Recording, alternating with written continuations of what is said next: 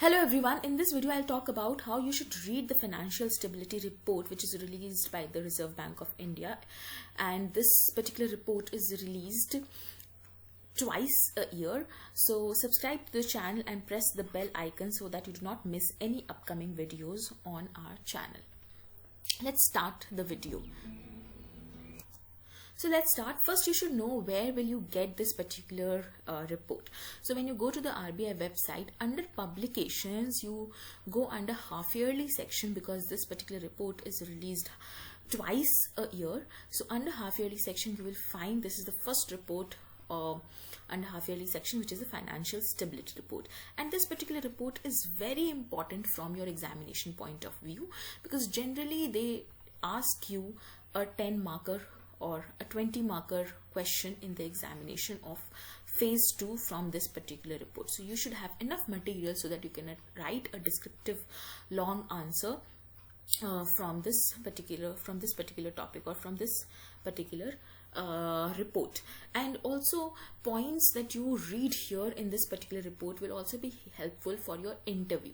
So this is not only important for the written examination, but you can also mention points from the financial stability report in your answer when you appear for the interview for this examination, and in this way you will fetch really good marks in the interview. So this is where you find this report. Now when you open this report, you can clearly see here that the last report that is available is of December 29, 2022. Now the next report will be released in June, by the end of June 2023. So if your DEPR examination happens before June 2023, which is likely, then you should go through these two reports for sure, because they generally ask you to refer only the last two reports, because mostly the questions are generally based around these two reports only. So you should refer only these two. But if the examination, although the chances are less, but if at all the examination happens after that, then only this particular report, and if the report that is being released in June is there, then only you should refer those two reports. So the latest, the last two reports is what you need to refer for this examination. Now, how do you write an examination and how do you use this particular report for your interview? So see, when you open this particular report, this is the page that you get. Now here, they already have given you a summary of the whole report. So it's a very bulky document, but they have already summarized this particular document in 6 points here. These are the 6 points they've already mentioned for the report. So the highlights of the report you can get from here, that they've talked about the scheduled commercial banks, they've talked about gross non-performing asset ratio, GNPA, and they've talked about the capital to risk weighted assets ratio, CRAR.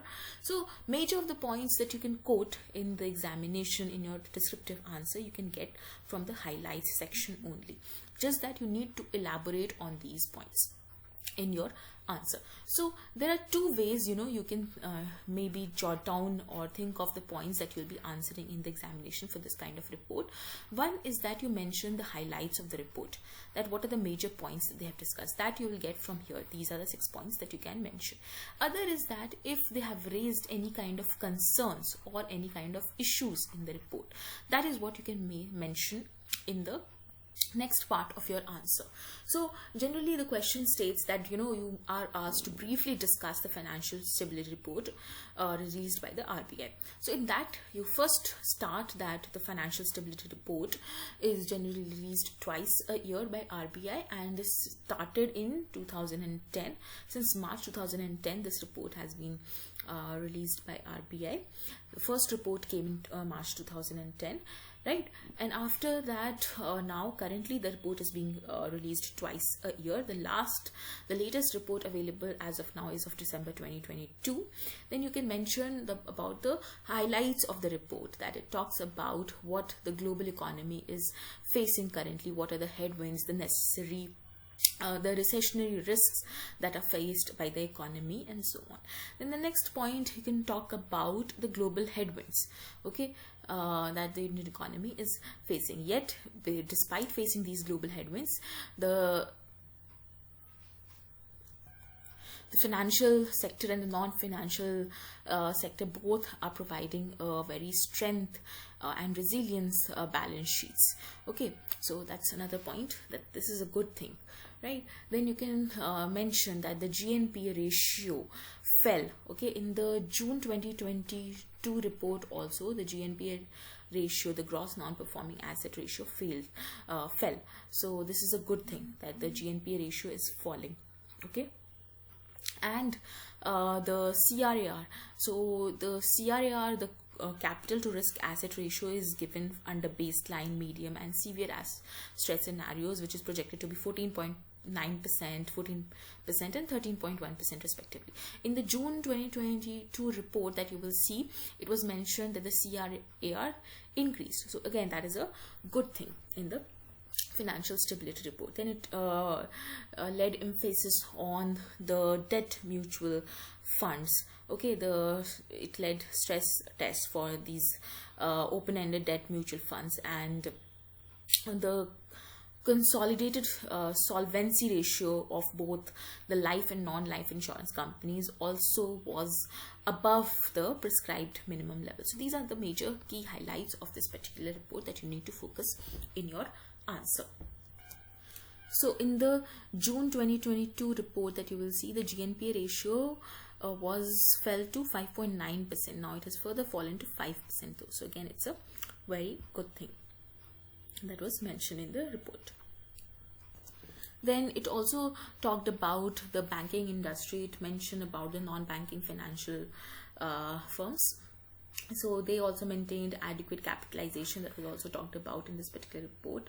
And the PCR ratio, the provisioning coverage ratio, is also mentioned in the report. They talked about that the PCR ratio has improved, from 67% approximately to 70%, which is again a good thing. So these are some of the key terms that you need to remember, and you can quote in your answer.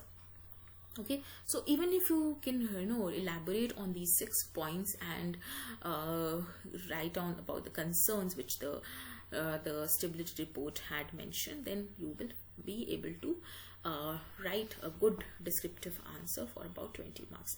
But again, a good idea would also be to get a deeper understanding of the report. You should refer definitely to the chapter 1 of the report, which talks about the microfinancial risk. Here you will get a lot of different charts on inflation, okay, various other data points that you will get here in this particular first chapter only. So like in the economic survey also, you have seen the first chapter covers almost all the summary of almost all the macroeconomic indicators. So similarly here in the financial stability report also, you will get an overview of all the macroeconomic variables that they have talked about, that they have highlighted in the report. So reading the first chapter will give you a deeper understanding, and it will help you in framing a better answer in your interviews. Under concerns, you can talk about the fintech risks that the report mentions. Then you can also talk about the risk from big techs, the big technology firms, also about the financial risks, the macroeconomic financial risks you can mention here. Okay, so these are several concerns that you can talk about in your answer.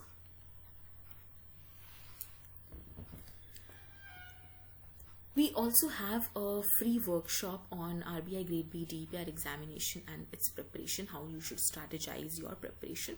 The workshop would be led by Aditi Mam. So it's scheduled for 30th January at 7 p.m.